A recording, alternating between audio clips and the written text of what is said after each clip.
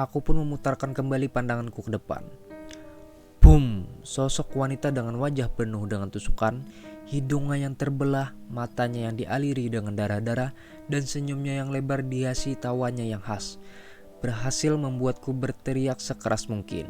Dan saat berbalik menghadap Adam, aku lagi-lagi dibuat diam oleh sosok wanita itu. Ya, sosok wanita itu sedang berada di samping Adam yang tengah duduk di kasurku. Hey yo guys, what's up? Balik lagi dengan gua Godoy, dan kali ini gua bakal menceritakan sebuah kisah treat horror yang ditulis oleh akun Twitter yang bernama Woyroy, berjudul Sumur Berteriak. Nah, jika kalian penasaran dengan video ini, tonton terus. Oh ya, sebelum kita lanjut ke ceritanya, alangkah baiknya jika kalian mensubscribe channel ini. Dah, tanpa banyak basa-basi lagi, kita langsung saja masuk ke ceritanya cuy. Tahun 1991, Ridwan diterima di suatu universitas negeri di Yogyakarta dan mengharuskan ia tinggal di rumah neneknya yang sudah lama meninggal. Rumah neneknya tidak jauh dari Gunung Kidul.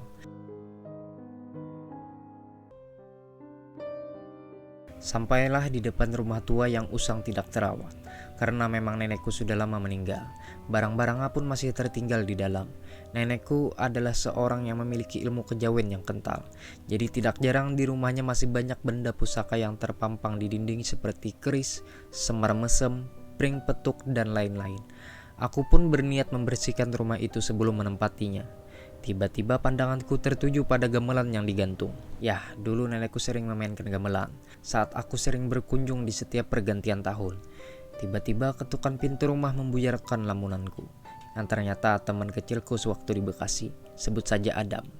Adam ini sudah lama tinggal di Jogja, karena dia juga seorang mahasiswa di universitas ternama Jogja. Dialah yang akan menemaniku mendiami rumah nenekku ini. Aku pun segera bergegas menuju pintu. Kulihat Adam sedang menenteng koper miliknya. Adam sudah datang? Ayo masuk. Sorry nih, masih kotor rumahnya. Belum gue bersihin cuy. Santai aja kali Wan. Ayo gue bantu bersihin. Setelah semua sudah bersih, aku pun duduk di ayunan di belakang rumah dan berbincang hangat dengan Adam. Catatan nih. Jadi di rumah ini ada 2 lantai dan 4 kamar. 1 kamar dibuat gudang, kamarku di bawah, dan kamar Adam di atas. 1 kamar lagi tempat nenekku biasa tidur dan sudah lama tidak terpakai.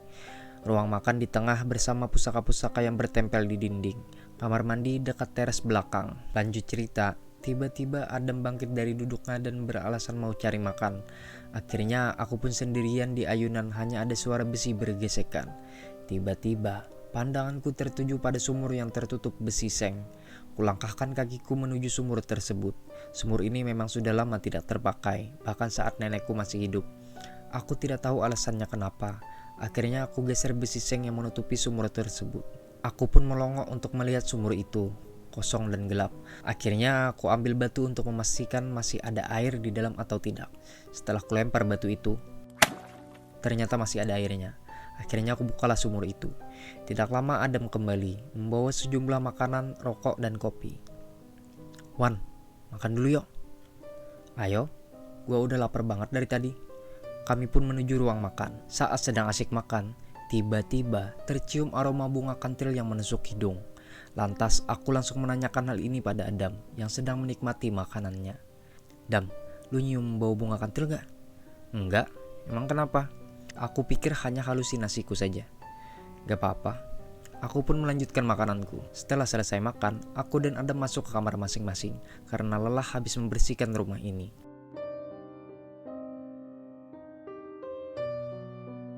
Tiba-tiba, gigitan nyamuk membuatku harus membuka mata. Dan betapa terkejutnya aku karena sedang berada di depan sumur itu. Loh, kok gua ada di sini? Aku yang bingung dan tidak mengerti, hanya berpikir ini adalah ulahnya si Adam. Karena memang Adam ini sosok yang sangat jahil. Aku paham sekali sifatnya. Jadi kuputuskan untuk kembali ke kamar dan melanjutkan tidurku. Keesokan harinya, kulihat Adam sedang bersiap-siap untuk berangkat kuliah dan aku pun berkata, dari dulu gak pernah berubah lu ya, masih aja jahil. Adam pun seperti tidak mengerti maksud ucapanku. Maksudnya apa Wan? Gak usah pura-pura gak tahu deh. Adam semakin tidak mengerti maksudku. Apaan sih Wan? Gua gak ngerti maksud lo. Sumpah. Aku pun menjelaskan kejadian semalam. Loh, kan yang mindahin gue semalam ke dekat sumur lo. Adam menggaruk-garuk kepala seperti ia benar-benar tidak mengerti maksudku.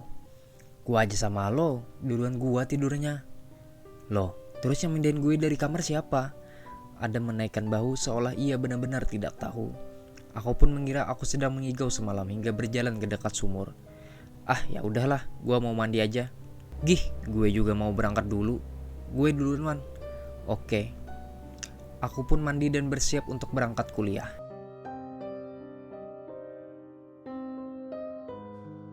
Aku pun segera menuju rumah karena takut kemalaman pikirku. Jam segini sudah sepi karena warga biasa beristirahat di rumah atau mengaji ke masjid. Setelah sampai depan rumah, ku buka pintu dan ku kunci pintu. Ternyata Adam sudah pulang duluan. Dia sedang makan di ruang makan dengan tubuh membelakangiku.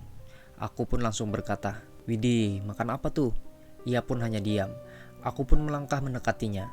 Tiba-tiba, ketukan pintu harus menghentikan langkahku dan berbalik menuju pintu. Segera aku buka pintu, dan aku kaget bukan main, karena Adam baru saja pulang. Aku segera menengok ke ruang makan tersebut. Boom, sosok yang kukira Adam hilang tiba-tiba. Loh, berarti itu siapa? Batinku. Adam yang melihat gelagat anehku langsung berkata, "Lo kenapa sih kayak orang bingung gitu?" Aku pun langsung menanyakan, "Lo baru pulang?" "Lah iya, ini gue baru aja pulang." Aku pun bercerita kepada Adam tentang kejadian yang baru saja menimpaku. Namun Adam ini seorang yang paling tidak percaya dengan hal tidak kasat mata. Alah, masih saja percaya sama gituan. Bukannya percaya, tapi emang gue lihat pakai mata kepala gue sendiri. Udah ah, gue mau mandi.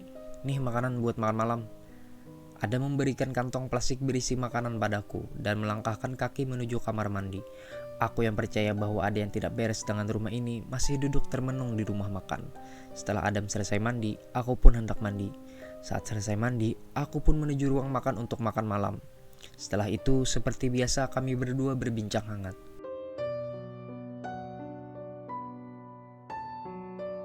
Kantuk menyerang membuat kami memutuskan untuk tidur karena lelah seharian beraktivitas. Kami berdua menuju kamar masing-masing. Aku pun yang sedang pulas tertidur harus terbangun karena suara langkah kaki di lantai 2. Kupikir itu Adam. Aku pun kembali menutup mata. Namun saat hendak menutup mata, suara langkah kaki itu semakin keras dan seperti seorang berlari. Ngapain sih Adam? Udah malam masih aja berisik, batinku. Aku pun berniat menegur Adam yang sedang di atas itu. Saat ku buka pintu kamarku, tiba-tiba suara langkah itu berhenti. Aku pun merasa aku harus mengecek keadaan di lantai 2. Kulangkahkan perlahan kakiku menuju tangga yang terbuat dari kayu itu. Sebelum sampai di atas, hawa dingin menusuk tulangku. Perasaanku mulai tidak enak.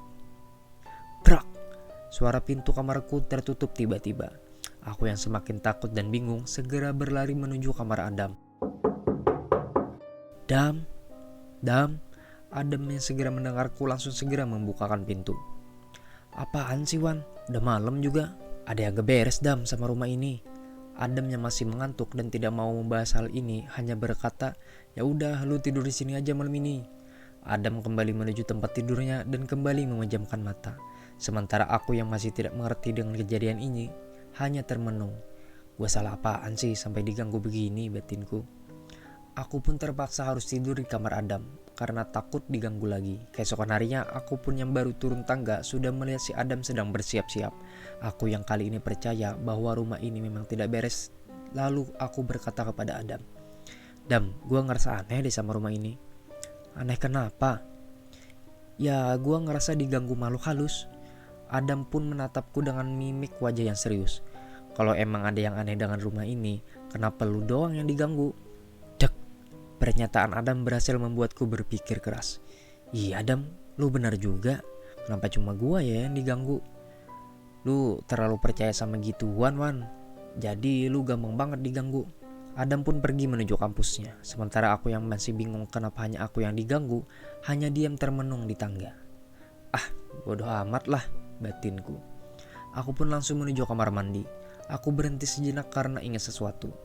Yah, aku ingat sumur itu yang lupa aku tutup kembali saat pertama kali datang ke rumah ini. Aku langsung menuju ke sumur tua itu dan diam tepat di depannya. Ini mungkin penyebab masalahku. Aku pun segera menutup sumur itu kembali. Nah, kalau gua tutup nih sumur, pasti gua gak bakalan diganggu lagi. Yakinku. Aku pun segera mandi dan berangkat kuliah. Setelah selesai kuliah, aku pulang dengan bangga karena aku merasa tidak akan diganggu lagi.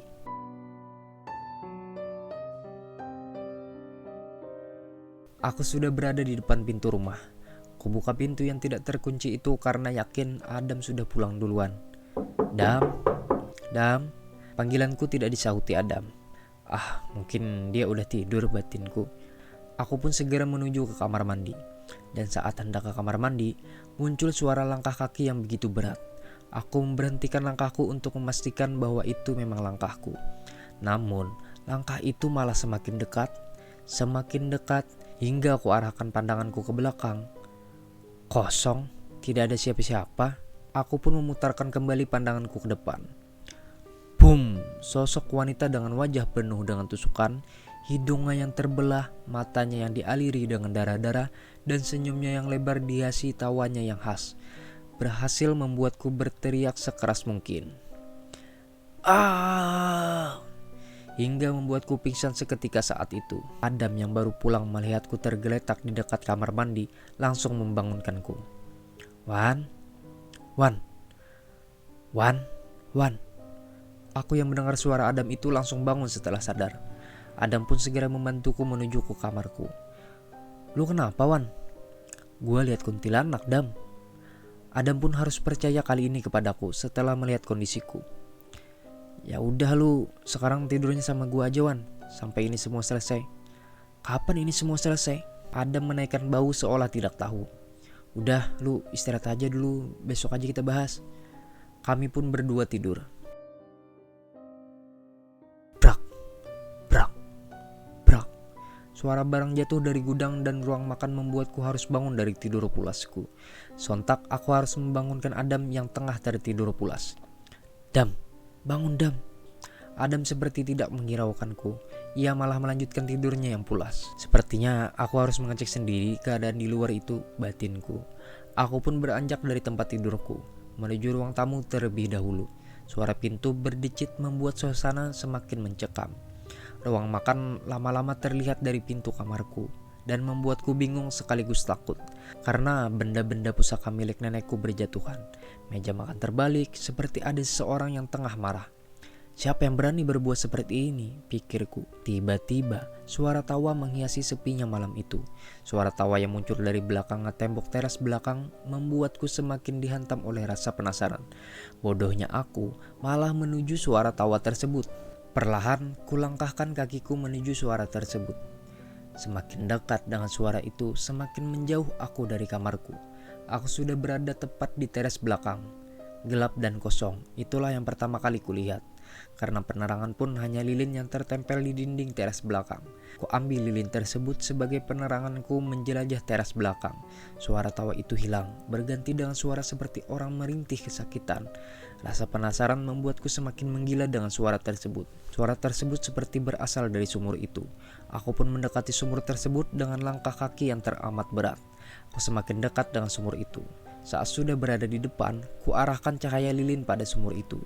Tiba-tiba suara tersebut hilang. Aku pun yang semakin ngeri dengan keadaan ini, berusaha kembali menuju ke kamarku. Tapi saat kulangkahkan kakiku menuju kamarku, seperti ada yang menahan kakiku. Sontak, ku arahkan cahaya lilin pada kakiku. Betapa terkejutnya, sosok wanita itu kembali menyeringai kepadaku sambil menahan kakiku yang hendak pergi dari sumur tersebut. Saat itu badanku bergemetar hebat. Aku hampir pingsan lagi. Namun kulawan dengan suara teriakan yang membuat Adam menuju teras belakang. Dam, tolong! Teriakku sekeras mungkin. Adam yang mendengar teriakanku segera menuju ke teras. Ada apa, Wan? Kuntilanak, Dam. Di mana? Nih, di kaki gua. Aku pun menyoroti kembali kakiku dengan cahaya lilin yang kupegang. Tiba-tiba sosok itu pun hilang. Mana? Gak ada, Wan. Lu ganggu gua tidur aja, Wan. Tadi ada di kaki gua, Dam. Sumpah, gak bohong gua. Ya udahlah, Wan. Ayo tidur lagi. Aku dan Adam pun pergi meninggalkan sumur tersebut. Adam sepertinya sedang tidak mau membahas hal ini sekarang. Ya udah, Wan. Besok aja kita beresin. Aku pun mengangguk. Saat kita kembali memejamkan mata kembali, suara ketukan pintu berhasil membuat kita bingung. Dan kali ini Adam pun ikut merasakannya. Kami berdua pun saling menatap. Siapa itu, Wan?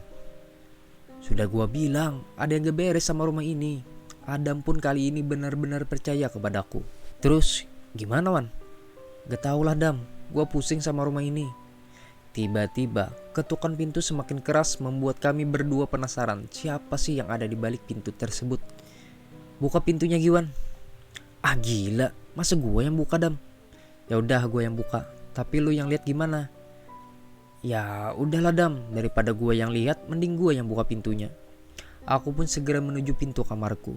Aku sudah berada di belakang pintuku dan tanganku sudah digagang pintu tersebut. Suara pintu perlahan terbuka, bersama suara pintu yang berdecit membuat suasana semakin menegangkan. Pintu sudah terbuka dan lagi-lagi tidak ada siapapun di sana, buat kami semakin bingung setengah mati. Duk duk duk. Suara langkah kaki terdengar di lantai 2, semakin membuat kami ketakutan yang luar biasa. Udah, tutup aja pintunya, Wan. Gak usah diladenin. Aku pun segera menuruti permintaan Adam. Perlahan, ku tutup pintu kamarku kembali. Dan saat berbalik menghadap Adam, aku lagi-lagi dibuat diam oleh sosok wanita itu. Ya, sosok wanita itu sedang berada di samping Adam yang tengah duduk di kasurku. Lantas aku pun memberikan kode kepada Adam untuk melihat yang ada di sampingnya. Adam pun menoleh perlahan ke samping. Sontak membuat Adam yang mengaku baru pertama kali melihat penampakan itu harus berhamburan keluar bersamaku. Aku dan Adam menuju ke ruang makan. Kami pun hanya berdiri termenung bersama ketakutan yang kami hadapi. Kapan ini berakhir, batinku? Tiba-tiba, suara gamelan yang menenangkan aku dan Adam terdengar dari kamar nenekku yang berada di dekat pintu masuk rumah. Aku yakin itu nenekku dan segera mengajak Adam memasuki kamar nenekku. Dam, nenek gue, Dam. Adam yang bingung karena ia tahu nenekku sudah lama meninggal. Nenek lu bukannya udah lama meninggal, Wan? Iya, emang udah lama meninggal. Tapi nenek gua kayaknya ngasih kode buat ke kamarnya dengan suara gamelan itu. Adam pun yang semakin bingung dan tidak mengerti apa maksudku, hanya diam. Udah, ayo ke kamar nenek gua, Dam. Karena aku tahu pasti nenek tahu tentang apa yang terjadi di rumah ini. Kami pun melangkahkan kaki menuju kamar nenekku. Pintu pun kebuka perlahan dihiasi suara pintu kayu yang khas. Kulihat nenekku sedang duduk di ranjang kayu miliknya, sambil tersenyum seperti aku sedang berkunjung ke rumahnya setiap pergantian tahun dulu. Lalu ia berkata, "Kesini, Le," sambil mengisyaratkan kami berdua untuk duduk di bangku panjang yang berada di depan nenekku. Adam yang bingung hanya mengikuti langkahku dari belakang. Kami berdua pun duduk dengan berhadapan dengan nenek. Tidak pakai lama, aku segera menanyakan tentang rumah ini kepada nenek. Nek, apa yang sebenarnya terjadi pada rumah ini, Nek? Nenek pun tersenyum kepadaku. Kamu mau tahu, Le? Iya, Nek. Aku tidak tahan dengan semua ini. Baiklah, akan kuceritakan kepadamu apa yang terjadi pada rumah ini. Nenek pun mulai bercerita. Dahulu, sebelum nenek menempati rumah ini, ada seorang kembang desa yang tinggal bersama ayah dan ibunya. Ia sangat ramah dan cantik. Para lelaki di sini dibuat jatuh cinta kepadanya. Namun, semenjak kematian ayah dan ibunya karena kecelakaan pesawat, sifatnya berubah menjadi seorang yang sombong, tidak suka bergaul, dan lebih sering menyendiri. Banyak lelaki yang meminangnya namun ditolak mentah-mentah olehnya, membuat para lelaki sakit hati saat itu. Lelaki yang sakit hati itu berjumlah 4 orang, membuat rencana untuk memperkosa dan membunuhnya. 4 lelaki tersebut membunuh dan memperkosa kembang desa itu di rumah ini. Mayatnya dimutilasi di rumah ini. Kemudian 4 lelaki itu memasukkan mayat tersebut ke dalam sumur yang ada di teras belakang. Semenjak itu arwahnya bergentayangan di rumah ini. Dan saudara dari kembang desa itu berniat menjual rumah tersebut. Ada satu keluarga yang membeli rumah ini dan menempatinya. Namun tidak berlangsung lama, hanya sekitar seminggu karena tidak kuat dengan gangguan yang ada di rumah ini. Lantas sang pemilik menjual rumah itu lagi. Neneklah yang akhirnya membeli rumah ini. Karena nenek tahu ia menjadi arwah penasaran di sini dan suka mengganggu desa apabila melewati rumah ini, maka nenek tahan arwahnya di sumur tersebut. Cerita nenek membuat bulu kuduk kami berdiri. Aku pun segera bertanya kepada nenek, "Lalu apa salahku hingga ia menggangguku, Nek?" "Pertama, kamu sudah mengganggu tempat peristirahatan yang terakhirnya. Kedua, kamu mirip salah satu dari pembunuhnya, Le." Aku pun yang mendengar pernyataan itu tercengang bukan main. Lantas, apa solusi agar ia tidak menggangguku lagi, Nek? Akan kubawa ia bersamaku ke alamku. Tak lama, nenek menghilang bersama gangguan yang menimpaku dan Adam.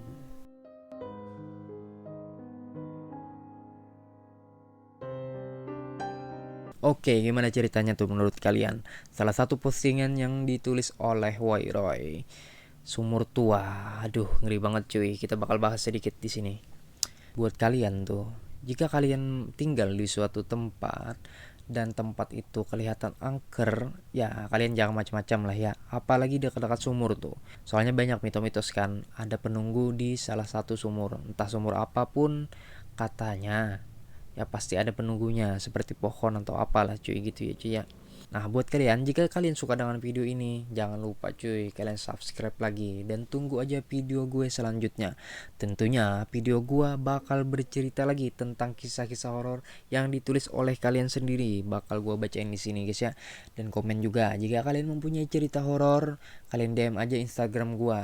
Instagramnya gue taruh di link di bawah ini ya guys ya. Dan sampai jumpa lagi kita di video berikutnya. Oke, Chaps.